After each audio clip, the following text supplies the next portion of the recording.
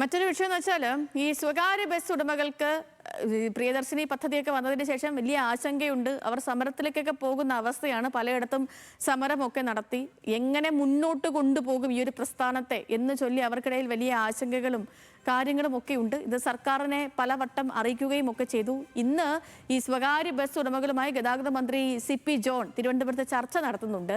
KSRTCയിൽ പ്രിയദർശിനി പദ്ധതിയിലൂടെ നടപ്പാക്കിയതിലൂടെ സ്വകാര്യ ബസ് മേഖല പ്രതിസന്ധിയിലായ പശ്ചാത്തലത്തിലാണ് യോഗം. പ്രൈവറ്റ് ബസ് ഓപ്പറേറ്റേഴ്സ് അസോസിയേഷന്റെ നേതൃത്വത്തിൽ സംസ്ഥാനത്തിന്റെ വിവിധ ഭാഗങ്ങളിൽ കഴിഞ്ഞ ദിവസവും പണിമുടക്ക് നടന്നിരുന്നു.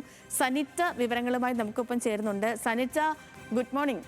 പ്രൈവറ്റ് ബസ് ഉടമകൾ അവരൊരു പ്രതീക്ഷയോട് തന്നെ നോക്കിയിരിക്കുകയാണ്. ഗതാഗത മന്ത്രിയുടെ ഭാഗത്ത് നിന്ന് അനുഭാവപൂർണമായ ഒരു നിലപാടുണ്ടാകുമെന്ന്. പക്ഷേ ഈ പദ്ധതി പ്രഖ്യാപിക്കുകയും അത് നടപ്പിലാക്കുകയും അതിന് ശേഷം പ്രൈവറ്റ് ബസ് ഉടമകൾ അവരുടെ ആശങ്കകൾ അറിയിക്കുകയും ഒക്കെ ചെയ്ത ഘട്ടത്തിൽ ആദ്യം ഈ ഗതാഗത മന്ത്രിയൊക്കെ സ്വീകരിച്ചത് ഇവർക്ക് അംഗീകരിക്കാൻ പറ്റാത്ത പല നിലപാടുകളുമാണ്. നിങ്ങൾ വേറെ സോഴ്സ് കണ്ടുപിടിക്കണം എന്നതടക്കമുള്ള കാര്യങ്ങളായിരുന്നു ആരോഗ്യമന്ത്രിയുടെ ഭാഗത്തു നിന്നുണ്ടായത്. അതൊന്നും സ്വീകാര്യമല്ലാത്തത് കൊണ്ടാണ് കഴിഞ്ഞ ദിവസം പോലും അവർ പണിമുടക്ക് നടത്തിയത്, പല ഇടങ്ങളിലും പണിമുടക്കൊക്കെ നടത്തിയത്. അപ്പോൾ ഇന്ന് തികഞ്ഞ പ്രതീക്ഷയുണ്ട് പ്രൈവറ്റ് ബസ് അസോസിയേഷൻ, ഓപ്പറേറ്റേഴ്സ് അസോസിയേഷന്.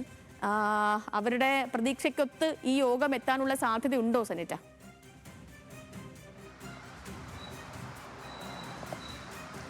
Sethu, good morning. സേതു, നമുക്കറിയാം പ്രിയദർശിനി പദ്ധതി ഒരു വശത്ത് വളരെ ഗംഭീരമായി വിജയകരമായി മുന്നോട്ട് പോകുന്നുണ്ട്. എന്നാൽ മറുവശത്ത് പ്രൈവറ്റ് ബസ് ഉടമകൾക്ക് വലിയ ആശങ്കയുണ്ട്. അവർ വലിയ പ്രതിഷേധമാണ് അറിയിക്കുന്നത്. എന്തായാലും നമുക്കറിയാം സേതു, മഴയുണ്ട്, അതിൻ്റെ ഒരു പ്രശ്നമുണ്ട്. ഒരു നിമിഷം ഒന്ന് മാറി നിന്നോ സനിറ്റ? കുഴപ്പമില്ല സേതു. തീർച്ചയായിട്ടും അവര് കിട്ടി പറഞ്ഞു. ഇല്ല, ഒരു പ്രശ്നമില്ല സേതു. അപ്പോൾ സ്വകാര്യ ബസ് ഉടമകൾ അവരുടെ ആശങ്ക അറിയിക്കുകയായിരുന്നു. കഴിഞ്ഞ ദിവസങ്ങളിലൊക്കെ തന്നെ നമ്മുടെ സംസ്ഥാനത്തെ പല ഭാഗത്തും അവരുടെ പ്രതിഷേധങ്ങൾ നമ്മൾ കണ്ടു.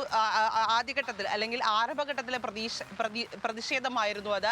എന്തായാലും നിലവിൽ ഇന്ന് ഗതാഗത മന്ത്രി CP ജോൺ ഇത്തരത്തിൽ ബസ് ഉടമകളുമായി നേരിട്ട് സംസാരിക്കാൻ, അവരെ നേരിൽ കാണുവാൻ തന്നെയാണ് തീരുമാനിച്ചിരിക്കുന്നത്. നമുക്കറിയാം പ്രിയദർശിനി പദ്ധതിയുമായി ബന്ധപ്പെട്ട് ഇത്തരത്തിലൊരു പദ്ധതി നടപ്പിലാക്കുന്നത് സംബന്ധിച്ച് ആദ്യഘട്ടത്തിൽ തന്നെ സ്വകാര്യ ബസ് ഉടമകൾ ഇത്തരത്തിൽ വകുപ്പ് മന്ത്രിയുമായി ആശങ്ക പങ്കുവച്ചിരുന്നു. ഇവർ പ്രധാനമായും പറഞ്ഞത്, നമുക്കറിയാം പെട്രോൾ ഡീസലിന്റെയൊക്കെ വില വർദ്ധിക്കുന്ന സാഹചര്യമുണ്ട്. അത് മാത്രമല്ല സ്ത്രീകൾക്ക് ഇത്തരം കണ്ട ഒരു സൗജന്യ യാത്ര നൽകുമ്പോൾ ഇത്തരത്തിൽ പ്രൈവറ്റ് ബസ് ഉടമകൾ വലിയ ആശങ്ക പങ്കുവച്ചിരുന്നു. അതിൽ പ്രധാനമായും അവർ പറയുന്നത് സ്ത്രീകൾ കൂടുതൽ ആശ്രയിച്ചു വന്നിരുന്നത് പ്രൈവറ്റ് ബസ്സുകളെയാണ്. ഇത്തരത്തിലൊരു സൗജന്യ യാത്ര നൽകുമ്പോൾ അവർ ബസ്സുകളിലേക്ക് കയറുവാൻ മടിക്കും എന്നാണ്.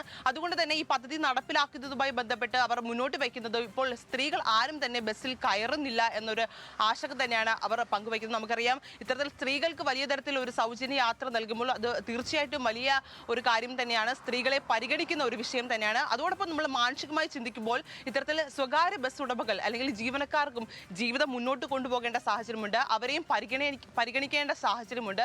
അതുകൊണ്ട് തന്നെ അവർ ഈ ആശങ്ക പങ്കുവച്ചപ്പോൾ എന്തായാലും ഗതാഗത മന്ത്രി ഇന്ന് 10 മണിക്കാണ് ഇവരുമായി ഒരു ചർച്ച നടത്തുവാൻ തീരുമാനിച്ചിട്ടുള്ളത്.